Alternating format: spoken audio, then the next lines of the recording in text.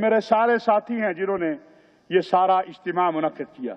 سیدی شیخنا المحترم هذا اصحابی وهذه الذي عمل هذا الاجتماع اسمي لكنه خلف جهد هذه العلماء وهذه الاشخاص وهذه الشباب.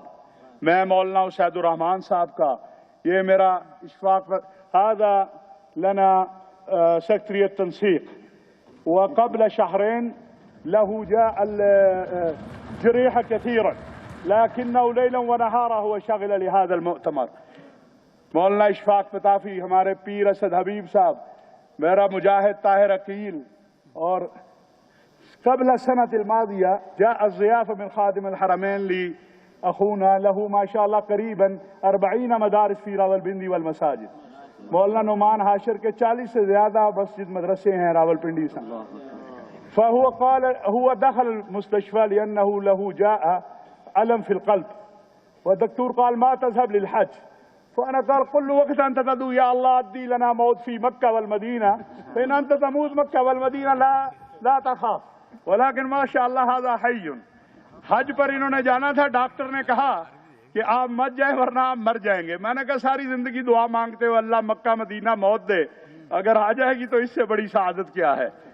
اسی طرح مولانا اسد زکریا ہمارے سندھ کے صدر ہیں اور مولانا الیاس مسلم میرے ڈپٹی سیکرٹری جنرل, مولانا قاضی مطیع اللہ صاحب, مولانا حفیظ الرحمان صاحب اور سیدی نحتاج منکم دعا خاص هنا وفي مکہ مکرمہ في الحرم. رئيس مجلس علماء لمدينة إسلام آباد هو مات قبل شهرين وهذا ابنه أبو بكر صابري ونحن لهم ما شاء الله في إسلام آباد فقط ممكن زائد من 50 مدارس والمساجد الذي يتولى هذا أبوه وما شاء الله لهم تأثير كبير فنحتاج من كلهم دعاء لأبيهم ولهم كمان. اور میرے باقی تمام ساتھی یہاں احسان حسینی صاحب کھڑے ہیں اور جن کے میں نام بھول رہا ہوں, مولانا عزیز اکبر صاحب ہیں اور علامہ عبدالحق مجاہد صاحب ہیں.